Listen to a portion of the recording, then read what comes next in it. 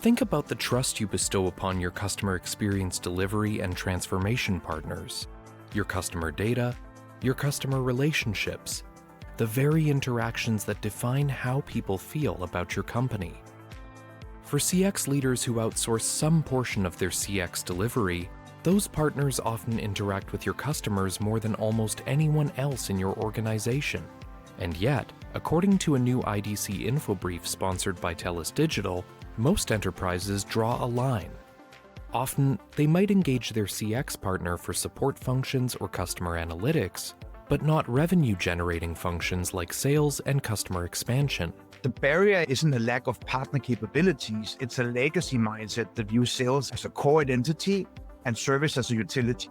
And as Robin Jakobsen, Director of Product Strategy for Customer Experience Management at TELUS Digital, explains, the necessary trust and capabilities already exist within those partnerships. Robin explains the barrier stems from how enterprises tend to structure their operations, with service and sales operating as separate fragments with different goals. The fragmented customer journey can be a silent revenue killer, but if you unify it, it's a force multiplier. So today on Questions for Now, we ask, what does IDC research reveal about the untapped potential of CX partnerships?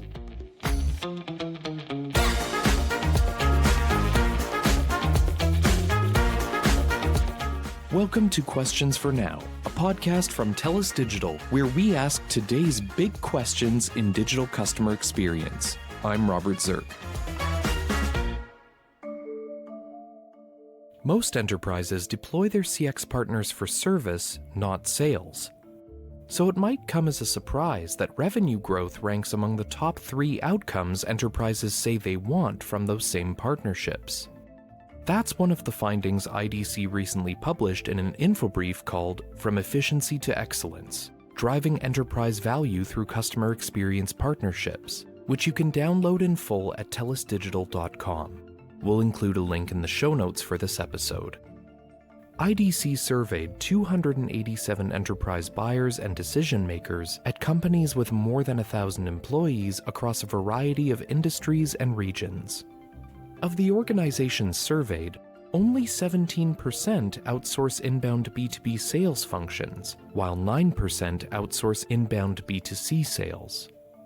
So, if revenue is a priority for organizations, why aren't more of them asking their CX partners to help drive it? I put that question to our in-house sales expert, Robin Jakobsen, Director of Product Strategy for CXM at TELUS Digital. I think there's a striking imbalance in modern outsourcing. Organizations are comfortable delegating customer friction, but yet they remain tethered to a belief that revenue-generating functions, they must remain strictly in-house and under their control. But among some larger, more agile organizations, Robin has noticed a shift. These market leaders, they recognize that there's a risk. The risk isn't in outsourcing the sales, but in the cost of not being able to scale it. If we look at modern outsourcing, it has evolved from being transactional labor to high-fidelity brand extension. And the barrier isn't a lack of partner capabilities, it's a legacy mindset that views sales as a core identity and service as a utility.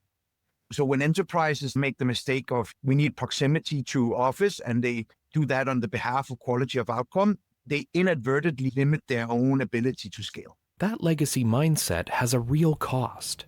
The IDC study found that enterprises select their CX partners primarily based on talent skills and technology, capabilities that apply just as well to revenue functions as they do to support. So if the people and the tools are there, what's holding them back? I think enterprises frequently procure sophisticated CX capabilities for their technical merits, but yet they underutilize them by confining them into reactive service silos. The irony of this is that the same AI and predictive analytics used to actually resolving the ticket is perfectly suited to identifying upsell triggers. So while specialized sales talent is essential for the complexity, CX companies are actually the experts in science of hiring and training for those specific skill sets and doing it at scale. The bottleneck isn't the lack of talent, it's the organizational fragmentation where service and sales operate on different data sets and budgets. Technology and talent are commercially agnostic. It's only internal silos that prevent the service tool from becoming a revenue engine. There's another contradiction the IDC paper surfaces, one that sits at the heart of how enterprises structure their CX partnerships. Enterprises say they want long-term strategic relationships with their partners, but when it comes time to sign a contract, they optimize for short-term cost. IDC's survey ranks cost savings as the top expected outcome and pricing flexibility as the number one consideration that enterprises use to select a vendor. Robin explains what that trade-off actually costs them in the long run. It's challenging to build a strategic partnership or a high-performing sales engine on a low cost per hour procurement model. When pricing is commoditized, partners are forced into a defensive posture, and they focus on baseline SLAs rather than proactive growth. So in sales, the conversion must shift from cost per head to return on investment. And it's no longer about how much a partner costs. It's about how effectively they can accelerate the outcome and shorten the sales cycle. It's difficult to expect the vendor to drive strategic growth if the contract is assigned only to manage tactical costs. So what does it actually look like when an enterprise breaks out of that model? When a CX partner is deployed not just for support, but as a genuine revenue partner? Robin describes what changes. I think, first of all, it's transitioning to a revenue partnership that requires shifting the conversations from focus on cost reduction and goes more to the CRO's focus areas, which is how do we focus on revenue velocity? And in a service-only model, your success is often measured in how quickly can you get off the phone, how good are you on those SLAs, etc. But in a revenue partnership, success is measured on conversion rates, pipeline contribution, or account expansion. And this is no longer a conversation about cost per head. It's about how partners can shorten that sales cycle and maximize the value of every customer interaction.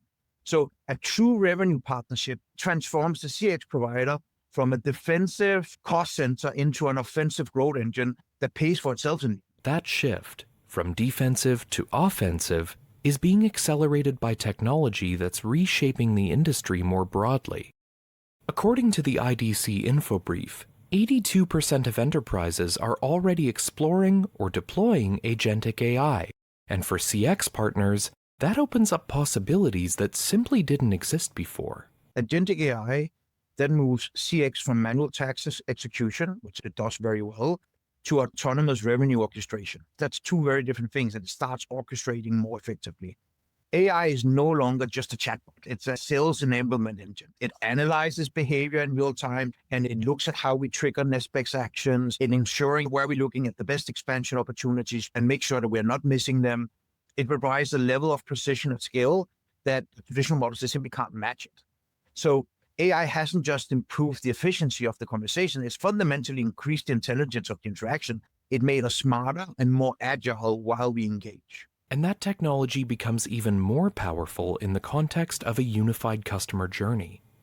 Robin sees a clear competitive advantage for organizations when their customer journey is no longer fragmented across different teams and different data sets. It eliminates friction between customer acquisition, retention, and expansion. Deploying one partner across the full lifecycle ensures absolute data continuity.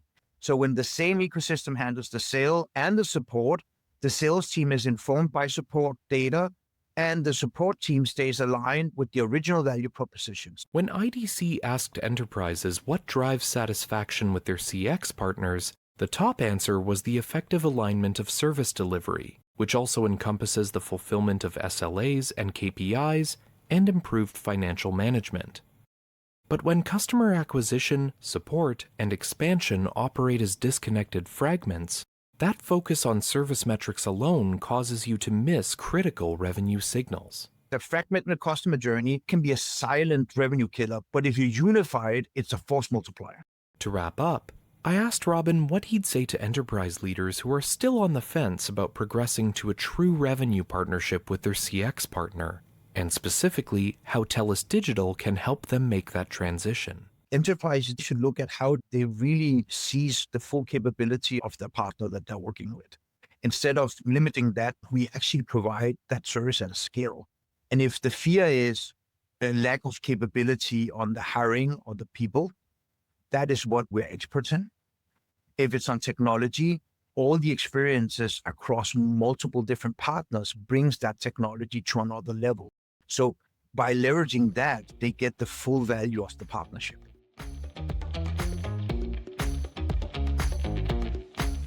Thank you so much to Robin Jakobsen for joining me today and for breaking down the findings from IDC's From Efficiency to Excellence, Driving Enterprise Value Through Customer Experience Partnerships InfoBrief.